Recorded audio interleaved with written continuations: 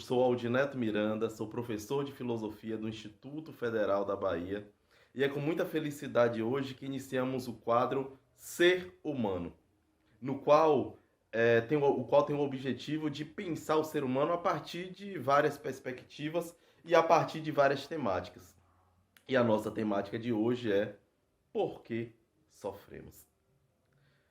Para discutir por que sofremos, nós temos que discutir, inevitavelmente, a condição do ser humano, que é uma condição necessariamente frágil.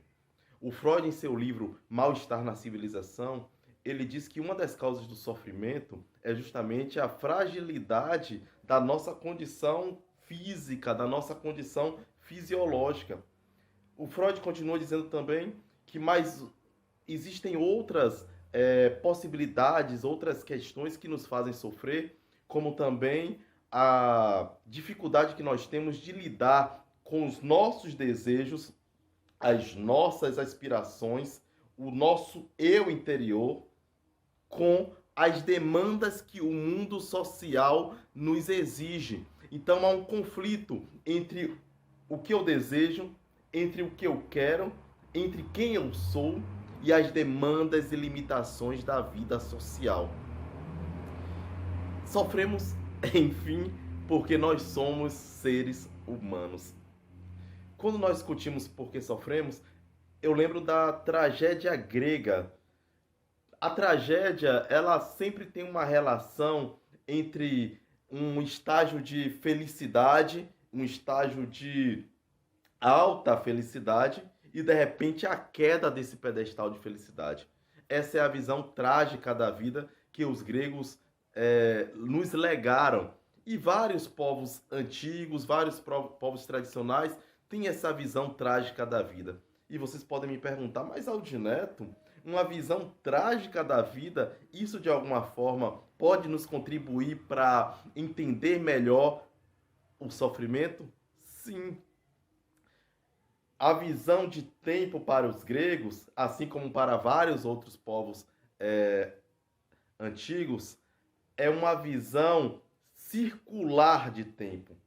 Essa visão circular de tempo é diferente da nossa visão linear, em que existe um presente, um passado e um futuro. Na visão circular de tempo, que é essa visão trágica da vida que eu trago aqui, é uma visão de que tudo que aconteceu na tua vida vai voltar a acontecer mais uma vez, com cores diferentes, de formas diferentes, mas é necessário, por isso, você se empenhar em viver a vida da melhor forma possível. De uma forma que essa vida e que essa prática de vida, como diria o próprio Nietzsche, possa ser repetida eternamente.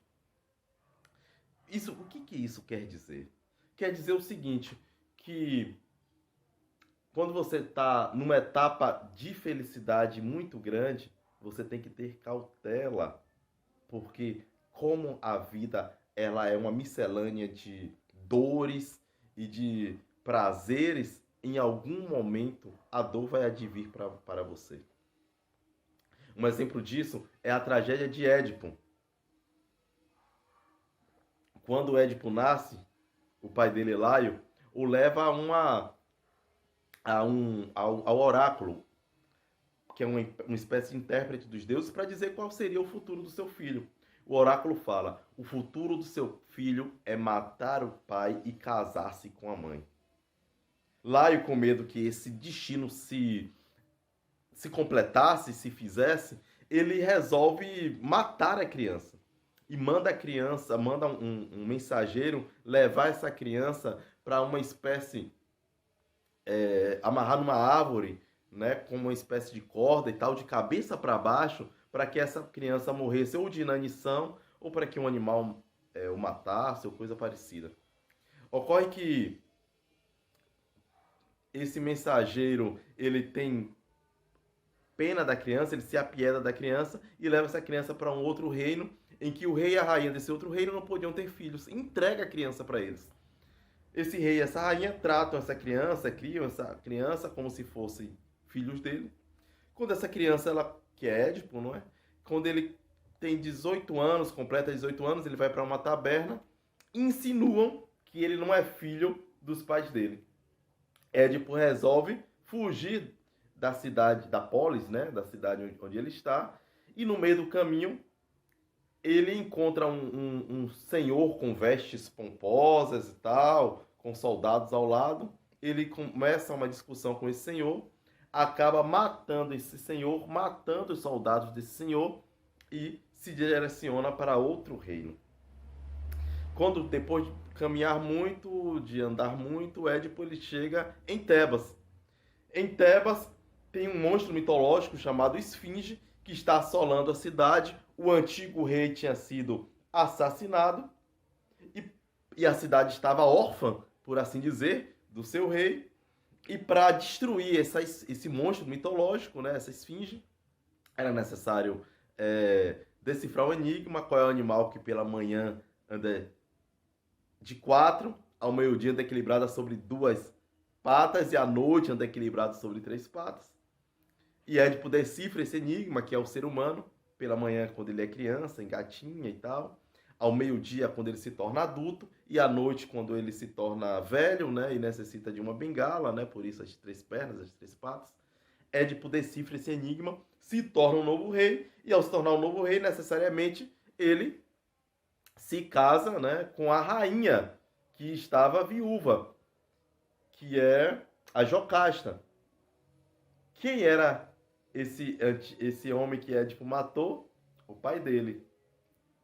E Tebas é o seu reino de origem. Ele se casa com a mãe e tem 4 filhos. Antígona, Ismene, Etéocles e Polinices. Olha que história.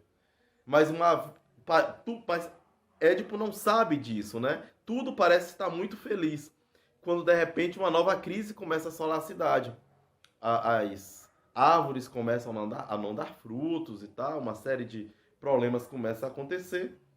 Édipo chama Tiresias, que é um adivinho, para que Tiresias diga por que está acontecendo aquilo. Tiresias fala, olha, está acontecendo isso porque o assassino do antigo rei está na cidade.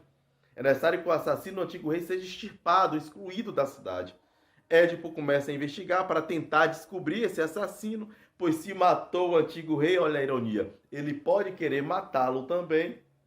No entanto, nesse processo de investigação, Édipo descobre que ele é o assassino do antigo rei, mas que o antigo rei é o seu pai e que ele matou seu pai e casou-se com sua mãe. Édipo fura os olhos e se exclui da cidade. Essa é uma tragédia grega. E o que essa tragédia mostra?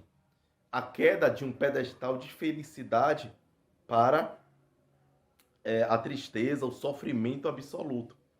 Só que como é um círculo, essa visão trágica da vida, essa visão, por assim dizer, poderíamos dizer até mitológica da vida, quando você pensa que tudo está acabado, que o sofrimento ele é totalmente extremo, os deuses, né, o destino, seja lá o que for, te jogam lá para cima mais uma vez.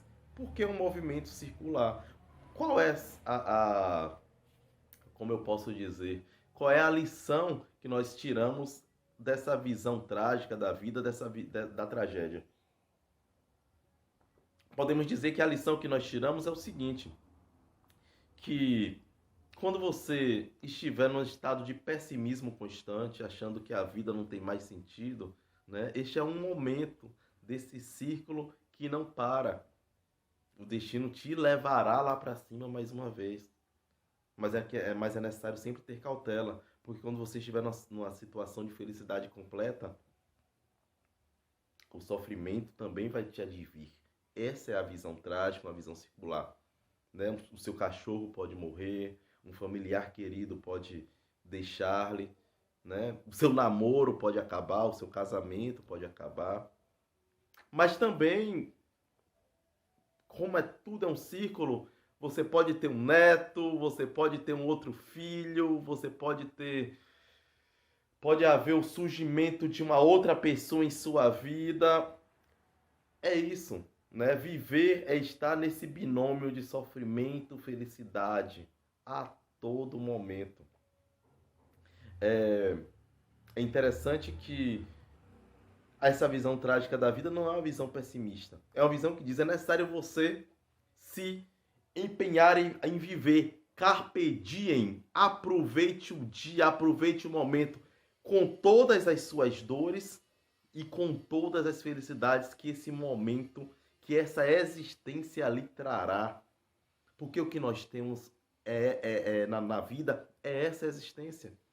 Eu gosto muito da afirmação do Nietzsche, que é necessário tornar a vida uma obra de arte, viver de tal forma que as suas ações possam ser repetidas eternamente. Isso é muito lindo.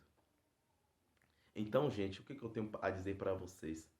Que a vida, ela é sim sofrimento, mas também a vida é sim surpresas e felicidade.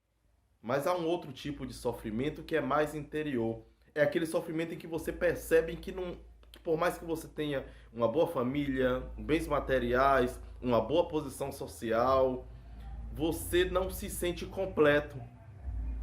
Esse sofrimento de solidão interior, ele, segundo Durkheim, quando ele vai falar lá sobre os tipos de suicídio e tal, ele vai falar sobre o suicídio egoísta, que tem muito a ver com esse nosso tipo de solidariedade, de sociedade baseado na solidariedade orgânica, que são as sociedades capitalistas, as sociedades em que as pessoas elas são mais individualistas, elas vivem como se fosse uma mônada fechada em si mesmo. E isso causa uma série de sofrimentos, uma série de dores, e em casos mais extremos pode levar essa total falta de sentido, essa solidão interior, até mesmo ao suicídio em algumas pessoas. Né? Esse tipo de sofrimento, esse tipo de solidão, tem várias causas e tal, mas uma das causas é essa nossa perda de relação com a nossa ancestralidade e também com a nossa comunidade. É como se de repente as sociedades elas se tornassem tão orgânicas como um organismo, mas um organismo em que cada um trabalha individualmente, em que se perde a relação de fazer parte de um todo. Porque eu não sou somente Aldineto. O que me constrói são toda a minha ancestralidade e toda a comunidade da qual eu faço parte. O grande problema é que quando nós vivemos como nós vivemos cada vez mais de forma nuclear, cada vez mais de forma isolada, nós perdemos esses laços comunitários. E isso é uma causa de grande sofrimento. E mais, é uma causa de grandes problemas sociais.